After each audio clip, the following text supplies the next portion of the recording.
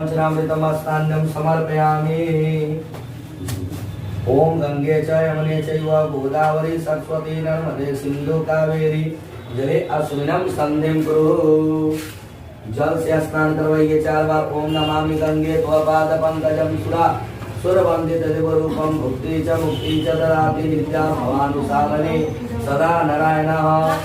ओम गंधद्वारं दुरादर्श्यां पुष्टाय कलिकतिं ईश्वरीं सर्वभूतानां तामोऽस्म्यहम्।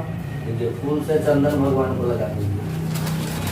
ओम चंदनं कस्तूरी तिलकं ललाटपटले ग्रीवस्थले कौस्तुभं नासाग्रे वरमुक्तिकं वेणुकर कंकणं सर्वमंगल हरिचंदनं सुललितं कंठे गोपाल चूड़ामणिं। तुलसी के पत्र लेकर भगवान पे ओम तुदीय वस्तु गोविंदम समर्पयामि श्री लक्ष्मी नारायण भगवान देवता प्रियताम नमः। ओम अक्तासुर श्रेष्ठ कुंकुमात्मकं सुशोभितां निवेदिता भक्तानां गृहीणां परमेश्वर अक्षम समर्पयामि। दीप देवता को हाथ जोड़कर प्रणाम कीजिए। ओम शुभम करोति कल्याणम आरोग्य धन धान्य संपदा शत्रु बुद्धि विनाशम करोति दीपम ज्योति नमस्तुते। ओम प्रज्वलित दीपाय नमः। दीपक के पास रख दीजिए। हाथ पर जल लेकर हाथ धो लीजिए। ओम हस्तम प्रक्षालनम ऋषिकेशाय नमो नमः। प्रसाद को स्पर्श कीजिए। ओम नाभिदे अस्तय अप्राणाय व्यानाय उदराय स्वाहा नैवेद्यम समर्पयामि। ओम भूर्भुवस्सुः श्री शालिग्राम भगवान देवता प्रियताम नमः। जल चढ़ाइए। ओम नैवेद्यान्ते पुण्याचमन्यम शुद्धाचमन्यम जलमं समर्पयामि। भूर्भुवस्सुः श्री शालिग्राम भगवान देवता प्रियताम नमः। ओम हिरण्यगर्भा संवताग्रे भूतस्य जातं पतिरेव आश्रितं सधारं पृथ्वीते धामुते मां तस्मै देवाय हविता विधेमः। ओम हिरण्यगर्भसहिताय पुंगीफलं ताम्बूलं समर्पयामि। ओम पुष्पमाल्यं समर्पयामि। भूर्भुवस्सुः श्री शालिग्राम भगवान देवता प्रियताम नमः। ओम गंधद्वारं दुरादर्श्यां नित्पुष्टान् कलिकतिं ईश्वरीं सर्वभूतानां तामोऽस्म्यहम्। ओम भूर्भुवस्सुः श्री शालिग्राम भगवान देवता प्रियताम नमः। दक्षिणा लेकर रख दिया जाए। ओम अन्याकृत्य दूरनाथकं सहिताय पुंगीफलं ताम्बूलं सदक्षिणाद्रव्यं समर्पयामि। हाथ जोड़कर भगवान को प्रणाम कीजिए, ध्यान कीजिए। ओम शांताकारं भुजगशयनं पद्मनाभं सुरेश्वरं विश्वाधारं गगनसदृशं मेघवर्णं शुभांगं लक्ष्मीकान्तं कमलनयनं योगविद्यानगम्यं वन्दे विष्णुभयवर्णं सर्वलोकैकनाथनम्। ओम तमेव माता च पिता त्वमेव बन्धु च सखा त्वमेव विद्या दर्विणं त्वमेव शर्विणं मम देव। ओम कोटि कोटि नमस्करोमि समर्पयामि। भूर्भुवस्सुः श्री शालिग्राम भगवान देवता प्रियताम नमः। बोलिए श्री लक्ष्मी नारायण भगवान की जय। श्री वृंदावन बिहारी लाल की जय। बोलिए श्री लक्ष्मी नारायण भगवान की जय। श्री वृंदावन बिहारी लाल की जय। सरस्वती महामाया विद्या कमल लोचनी विश्वे विशाला को विद्या देहि माता परमेश्वरी। एक समय प्राणियों के हित चाहने वाले समस्त मुनियों ने रमणीय क्षेत्र को मन को प्रसन्न करने वाली सभा की। उसी समय अति तेजस्वी शिवगणों के साथ हरि नाम का स्मरण करते वहां पर आए और समस्त शास्त्रों को जानने वाले सूत जी को देखकर महाशौनकादि मुनिगण खड़े हो गए और सर्व धर्मों को जानने वाले श्रेष्ठ सूत जी तथा वैष्णवदेव शीघ्रता से पृथ्वी पर दंडवत नमस्कार करके शौनकादि मुनियों के आसन संपूर्ण शीर्षों सहित बुद्धिमान सूत जी बैठ गए। बैठे हुए सूत जी ने शौनक जी मुनियों से नमस्कार करके हाथ जोड़ के कहा कि हे महर्षि, हे सूत जी, इस कली काल में कलयुग में मनुष्यों की हरिभक्ति किस उपाय से होगा तो मुझे विस्तार पूर्वक कहिए, क्योंकि कली काल में कलयुग में सब प्राणी पाप करने से तत्हीन हो जाएगा, वेदहीन हो जाएगा। उनका कल्याण किस प्रकार होगा। इससे कलयुग में मनुष्य प्राणों को धारण किए थोड़ी आयु वाले अनेक पीड़ाओं से युक्त होकर प्राय उन अति परिश्रम से होता है। इस कलयुग में अगर कोई मनुष्य पुण्य न करेगा और वह पुण्य के नष्ट हो जाने से पाप पवित्र हो जाएंगे और ज्ञान वाले मनुष्य अपने वंश सहित नष्ट हो जाएंगे। इस तरह से अल्प परिश्रम से थोड़े धन और कुछ ही समय में पुण्य प्राप्त हो, ऐसा वर्त हमको बतलाइए। सोचिए इस तरह से अल्प परिश्रम से जो पुण्य पाप करता है उसका उपदेश करिए। दैवान कपट रहित निष्पान निर्विरोधी, चार तरह के मनुष्य नारायण होते हैं। जो संसार में ज्ञानी होकर दूसरों को ज्ञान नहीं देता, उस पर ज्ञान की परमेश्वर भी कभी प्रसन्न नहीं होते हैं। जो पुरुष निरात्मपुरी से दूसरों को संतोष देते हैं, उन्हें मनुष्य रूप धारण किए नारायण ही जानो। हे महामते, ऐसा कौन वर्त है जिसको करने से, विधि पूर्वक करने से मनवांछित फल की प्राप्ति होती है? वह हम लोगों की सुनने की इच्छा है। हे मुनिश्रेष्ठ, आप वेद और वेदांत के ज्ञाता हैं। आप जैसा दूसरा वक्ता नहीं दिखता, क्योंकि आप वेद व्याधि के शीर्ष हैं। सूर्य बोले, हे मुनिश्रेष्ठ, तुम धन हो, तुम्ही दायित्व आगम के कारण सब प्राणियों के सदैव हित चाहते हो। हे शौनक सुनो, मैं आपसे उत्तम व्रत कहूँगा, जिस व्रत को नारद जी ने लक्ष्मीपति भगवान से पूछा था। हे ऋषिगण, इसे तुम सावधान होकर सुनो। इति श्री स्कंद पुराणीय रेवा खंडे प्रथम अध्याय। बोलिए श्री लक्ष्मी नारायण भगवान की। भगवान के पास चढ़ा दिया जाए।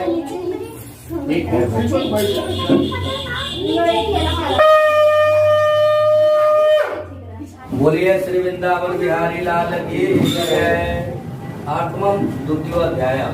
एक समय नारद जी ने समस्त प्राणियों की हित की इच्छा से अनेक लोगों को घूमते हुए मृत्यु लोक पर यहाँ उन्होंने देखा कि अनेक क्रियाओं से युक्त होकर अनेक योनियों में उत्पन्न होकर दुख पा रहे हैं। यह देखकर विचार किया कि इन लोगों को दुख किस प्रकार दूर हो। ऐसा मन में विचार करके उसने मृत्यु लोक में चले गए, जिनके की शुक्रवंश की 4 भुजाएं हैं, जिन्हें शंख चक्र को धारण किए वरमाला से सुशोभित दिवेश नारायण है, और उनको देखकर स्तुति करने लगे। नारद जी बोले कि हे महाराज, आप वचन न मन से न कहने न धारण करने योग्य है और अनंत शक्ति रचनात्मक है। और हे महाराज, आप सब प्राणियों को उत्पन्न करता है, भक्तों के दुख के नाशक है। यह स्तुति सुनकर विष्णु भगवान बोले कि हे नारद, तुम किस काम से आए हो? तुम्हारे मन में क्या है? हमसे जो पूछोगे वह कहेंगे। नारद जी बोले कि हे नाथ, मृत्यु लोक में सब प्राणी अनेक योनियों में उत्पन्न होकर नीच पाप कर्म से कलेशित हो रहे हैं। हे महाराज, जिन छोटे उनका उपाय से कलेश उनका दूर हो, वह उपाय मैं सुनना चाहता हूँ। भगवान बोले, इस समस्त जलों पर कृपा करके तुमने बहुत अच्छा प्रश्न पूछा है। जिसके करने से मनुष्य मोह से छूट जाए, ऐसा उपाय मैं कहता हूँ। श्री सत्यनारायण भगवान का व्रत को, जिसको विधि पूर्वक करने से इस लोक से सुख पाकर परलोक में मोक्ष मिलता है। यह सुनकर नारद जी बोले कि इस व्रत का क्या फल है?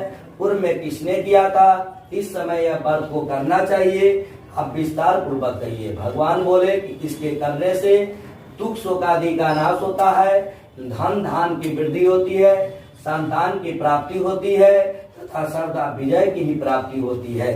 इस व्रत में मनुष्य भक्ति युक्त श्रद्धा युक्त किसी भी दिन प्रातः काल संध्या काल के समय श्री सत्यनारायण भगवान का पूजन करे और भाई बंधुओं के साथ धर्म युक्त सावा से उत्तम नैवेद्य भोग लगावे, जिसमें केले का फल, घी, दूध, गेहूं का चूर्ण न हो तो चावल का चूर्ण खाए अथवा गुड़ मिलावे।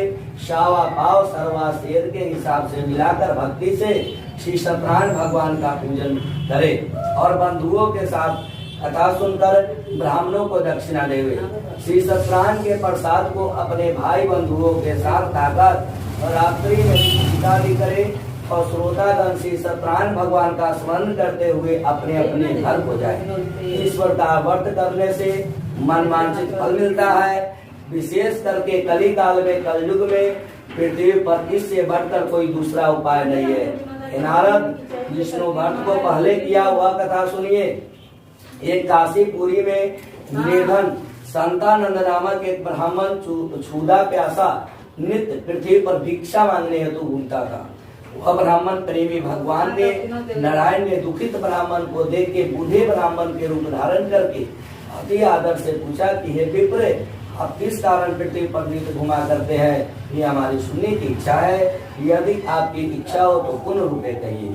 वृद्ध ब्राह्मण बोला, मैं अत्यंत दरिद्र हूँ, भिक्षा के लिए पृथ्वी पर भ्रमण करता हूँ, यदि आप कुछ जानते हो तो पुण्य रूपे कहिए। वृद्ध ब्राह्मण बोले, हे श्रेष्ठ, मनोरथ को सिद्ध करने वाला उत्तम श्री सत्यनारायण भगवान का व्रत करो, जिसके करने से मनुष्य सब दुखों से छूट जाते हैं। और वृद्ध ब्रह्मा रूपी ने श्री सत्यनारायण देव के व्रत का विधान ब्राह्मण को बतलाकर अंतर ध्यान हो गए। जब ब्राह्मण संतानंद मन में निश्चय किया कि कल सवेरे श्री सत्यनारायण भगवान का व्रत अवश्य करूंगा, इसी चिंता में ब्राह्मण को रात भर नींद न आई। सुबह उठकर यह संकल्प करके और श्री सत्यनारायण भगवान का व्रत करूंगा, यह संकल्प करके जब भिक्षा मांगने को गया तो सब दिनों से दर्भ अधिक मिला। उस दर्भ से उसने अपने भाइयों के साथ श्री सत्यनारायण भगवान का व्रत किया। उस व्रत के प्रभाव से वह सब दुखों से छूटकर सर्व संपत्ति युक्त हो गया और व्रत के प्रभाव से संतानंद नगर में ब्रह्मश्रेष्ठ माने जाने लगा। अभी से वह ब्राह्मण हर महीने संक्रांति पे पूर्णिमा के दिन व्रत को करने लगा। भगवान बोले कि श्री सत्यनारायण भगवान द्वारा किया हुआ यह श्री सत्यनारायण भगवान का पूजन है। इसको जानकर जो मनुष्य व्रत को करते हैं वह सब पापों से छूटकर मोक्ष को पा जाते हैं, इसमें तनिक भी संदेह नहीं है। इति श्री स्कंद पुराणी अरेवा खंडे द्वितीय अध्याय। बोलिए श्री लक्ष्मी नारायण भगवान की जय। चढ़ा दिया जाए भगवान पे।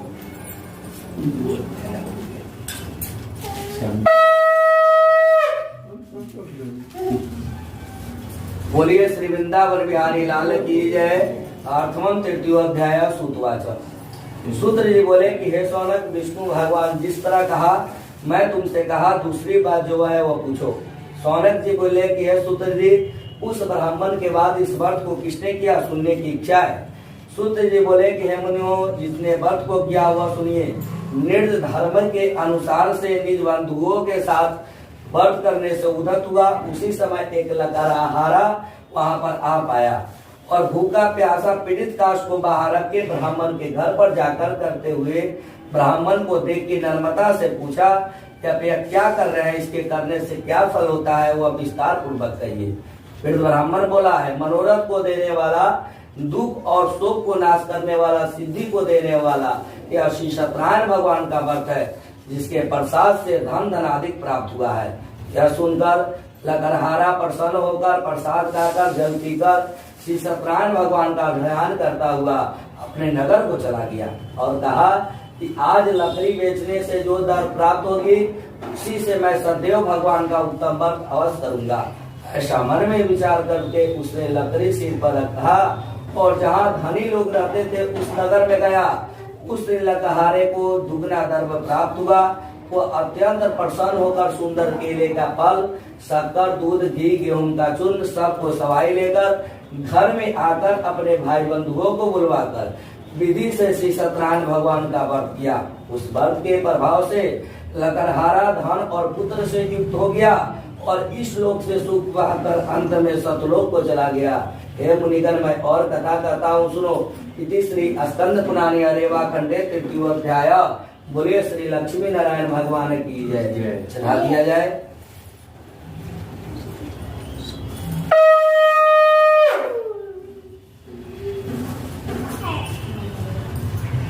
बोलिए श्री वृंदावन बिहारी लाल की जय। आत्मम चतुर्थो अध्याय सूतवाच। सूत्र जी बोले कि राजाओं के श्रेष्ठ पुलमानुक नामक जितेंद्रिय राजा थे और सदैव देव मंदिर जाया करते थे। वह ब्राह्मणों को धन देकर संतुष्ट किया करते थे। उनकी कमल सदृश मुख वाली प्रमुखता पत्नी थी। वह अपनी स्त्री के साथ भद्रशिला नदी के तट पर सदैव का व्रत करता था। उसी समय वहां पर एक बनिया आया और बनीज के लिए धन से परिपूर्ण नाव के नदी के तीर पर लगाकर तट पर उतर गया। वहाँ राजा को व्रत करते हुए देखकर नर्मदा से पूछने लगा। साधु बोला, हे राजन, आप यहाँ क्या कर रहे हैं, वो हमसे भक्ति पूर्वक कहिए, सुनने की इच्छा है। राजा बोला, हे साधव, कि अति तेजस्वी विष्णु भगवान का पूजन है जो अपने बंधुओं के साथ पुत्रादि प्राप्ति की इच्छा से किया जाता है। तब बनिया ने नमस्कार करके बोला कि हे राजन, यह व्रत मुझे कहिए, मैं भी करूंगा, कारण कि मुझे भी संतान नहीं है। इस व्रत से तो अवश्य होगी। क्या विधि जानकर घर पर आकर स्त्री से संतानंद पद व्रत कहा और यह संकल्प किया, जब मेरे घर में संतान होगी तो मैं अवश्य सत्यनारायण भगवान का व्रत करूंगा। और इस समय में उसकी स्त्री लीलावती अनंत से गर्भवती हो गई और 10वें मास में अति निर्मल एक कन्या का उत्पन्न किया। जिस प्रकार से चंद्रमा की ज्योति बढ़ती है उसी तरह प्रतिदिन कन्या पृथ्वी को प्राप्त हुई और अपनी स्त्री के साधु ने बनिया का जातन करके कलावती नाम रखा। एक दिन लीलावती अपने स्वामी से मधुर वचन बोली कि आप पहले के संकल्पित व्रत क्यों नहीं करते हैं। साधु बोला, प्रिय मैं इसके विवाह के समय उत्तम व्रत अवश्य करूंगा। इस प्रकार स्त्री को समझाकर वह बाहर चला गया। उधर कलावती पिता के घर नित बढ़ने लगी। एक दिन धर्म बनियों ने सखियों के साथ खेलते हुए लड़की को विवाह के जोग देखकर दूत को बुलवा कर कहा कि विवाह के निर्मित कन्या के लिए जोग वर खोज लाओ। दूत लोग कांचन नगर में गए।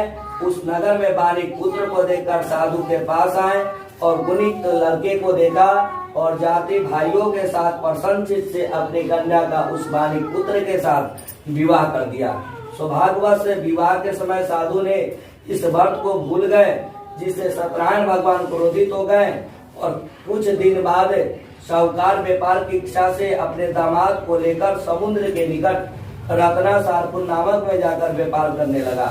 उसी समय सत्यनारायण स्वामी ने साधु की प्रतिज्ञा को भ्रष्ट देखकर उसको श्राप दिया कि जा तेरे ऊपर बड़ा भारी दुख पड़ेगा। उसी दिन ने राजा ने ये पूरा धन को दूत द्वारा चोरी हो गया और 2 चोर लाकर आज्ञा दीजिए इनको खूब बांधकर बंदी खाने में बंद कर दिया। श्री स्कंद पुराणी रेवा कंडे 4थो अध्याय। बोलिए श्री लक्ष्मी नारायण भगवान की जय। भगवान के पास चढ़ा दिया जाए।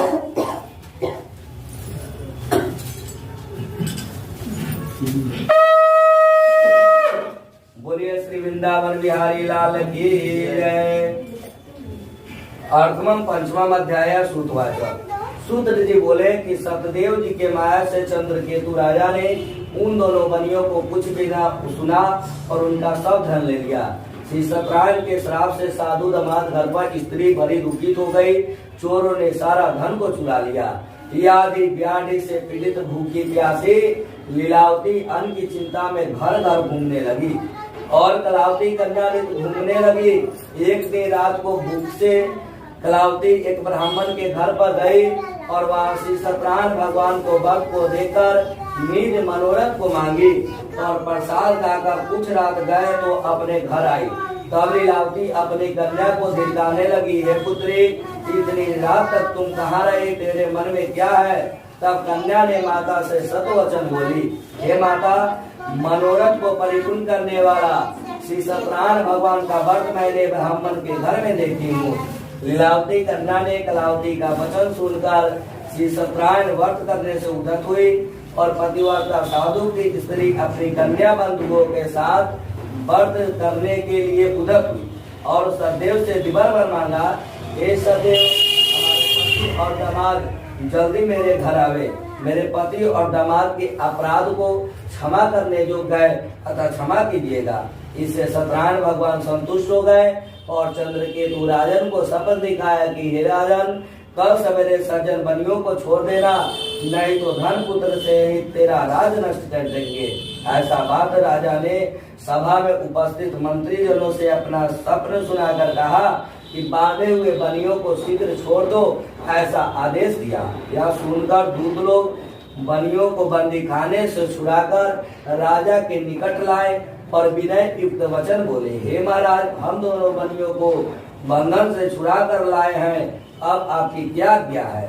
उन दोनों ने महाराजा चंद्रकेतु को नमस्कार करके पूर्व विधान का स्मरण करते हुए चंद्रकेतु ने साधु दामाद को कुछ भी ना कहा और बालिक पुत्र को देखकर राजा आदर से बोला, सौभाग्यवश तुम्हें बड़ा भारी दुख मिला है, अब आप लोग भय न करना।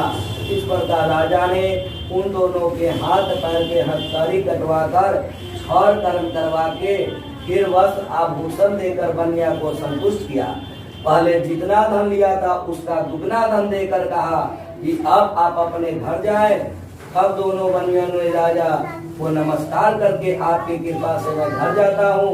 इति श्री स्कंद पुराणी रेवा खंडे पंचमम अध्याय।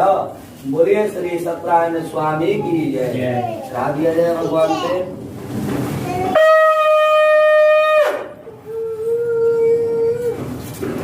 बोलिए श्री वृंदावन बिहारी लाल की जय। आठवां खष्टम अध्याय। सूतवाच।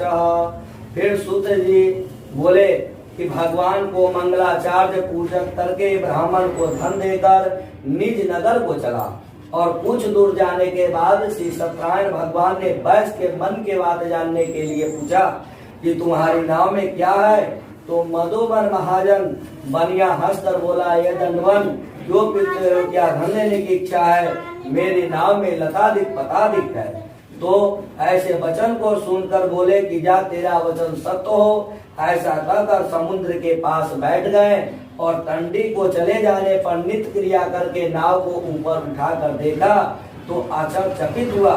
जो ही उसने नाव में लताधिक पताधिक देखा, मूर्छा कर प्राप्त भूमि पर गिर गया और सचेत होने पर अति चिंता करने लगा। साधु से दामाद बोला, व्यर्थ शोक क्यों करते हो? वह दंडी महाराज ने श्राप दिया है, वे सब कुछ कर सकते हैं, इसमें तनिक भी संशय नहीं है। इसलिए उन्हीं के शरण में चलो, क्योंकि मनोरथ उन्हीं से सिद्ध होगा। साधु ने दामाद के वचन को सुनकर दंडी के पास गया और दंडी को प्रणाम करके भक्ति से देखकर वैश्य आदर युक्त वचन बोला, जो मैंने आपसे कहा था उस अपराध को क्षमा करे। और बारंबार नमस्कार करके शोकाकुल हो गया। दंडी उसको रोते हुए देखकर बोला कि तुम रो मत, मेरे वचन को सुन। तू मेरी पूजा से सदा मुंह फेरे रहता है, मेरी इच्छा से तुम्हें बारंबार दुख मिला है। अब आप लोग भय नहीं करना। भगवान का वचन सुनकर साधु का स्तुति करने लगा। साधु बोला, हे स्वामी, आपकी माया से मोहित ब्रह्मादि देवताओं भी आपके अद्भुत गुण रूप को नहीं जान सकते हैं। मैं कैसे जान सकता हूँ? अतः हमारे ऊपर प्रसन्न हो जाइए कि अतः विवर्ष विस्तार पूर्वक मैं आपका पूजन करूंगा। मैं आपका शरण का हूँ, मुझे पहले वाला सारा धन सदैव जी की कृपा से मनोरथ पूर्ण हुआ। सज्जनों से कहकर यथा विधि पूजन करके सदैव जी की कृपा से हर्षित हुआ। नाव को यत्न सहित अपने देश को चल दिया। अपने नगर के समीप साधु आकर दामाद से कहने लगा, मेरी रत्नपुरी देखो। ऐसा कहने वाले धन की रक्षा करने वाले दूत को वहां भेज दिया। दूत नगर में जाकर साधु की धर्म पत्नी को प्रणाम करके बोला कि ग्राम के निकट दामाद सहित साहूकार बहुत इष्ट मित्र के साथ आ गए हैं। दूत के मुख से ऐसे वचन को सुनकर साधु की स्त्री हर्षित हुई और सदैव का पूजन कर कन्या से कहने लगी कि मैं जाती हूँ, तुम शीघ्र ही व्रत समाप्त करके आओ।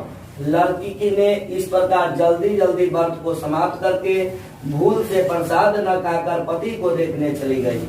इससे सत्यनारायण भगवान क्रोधित हो गए और उसके पति को नाव सहित जल में डुबा दिया। कलावती कन्या अपने पति को न देखकर अति विहल होकर शोक से रोती हुई भूमि पर गिर पड़ी। साधु ने कन्या को अति दुखित देखकर डरे हुए मन से कहा, क्या हुआ? नाव चलाने वाले भी चिंता करने लगे। तब लीलावती कन्या को दुखित देखकर अति विहल होकर रोने पर अपने पति से कहने लगे, इसी क्षण नाव में कैसे अलसित हो गए, न जाने कि किस देवता के अनादर से नौका जल में नहीं दिख रही है।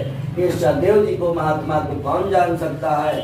यह कहकर अपने जनों के साथ विलाप करती हुई कन्या को गोद में लेकर रोने लगी और कलावती भी स्वामी को न देखकर अति दुखित हुई और पति की पादुका लेकर सती होने की इच्छा करने लगी।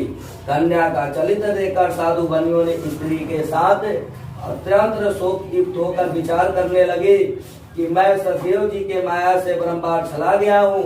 यथा विवर्ष विस्तार पूर्वक मैं अब श्री सत्यनारायण भगवान का पूजन करूंगा। इस प्रकार सबको बुलवा कर कहने लगा, मैं भगवान पृथ्वी पर श्री सत्यनारायण भगवान को संतुष्ट करेंगे। और भक्त व सदैव जी के कृपा से आकाशवाणी हुई कि तुम्हारी कन्या प्रसाद को त्याग कर पति को देखने चली आई थी, इसी कारण इसका पति असधिक सो गया है। पुनः घर जाकर प्रसाद भक्षण कराएगी, तब पति को संदेश को पाएगी। यह आकाशवाणी सुनकर शीघ्र ही घर जाकर प्रसाद भक्षण कर अपने पति को देखा तब कलावती संतुष्ट होकर अपने पिता से कहने लगी, आप शीघ्र घर चले, विलंब न करें। कन्या का वचन सुनकर साधु दामाद संतुष्ट हो गए और बंधुओं के साथ घर को गया। उस दिन से हर महीने संक्रांति पर विधि पूर्वक श्री सतदेव भगवान का पूजन करने लगा। इस तरह सुख प्राप्त करके अंत में सतदेव लोक को चला गया। फिर सूर्य जी कहने लगे, हे मुनिगण, मैं और कथा कहता हूँ, सुनो। इति श्री स्कंद पुराण रेवा खंडे षष्ठम अध्याय। बोलिए श्री लक्ष्मी नारायण भगवान की जय। भगवान पे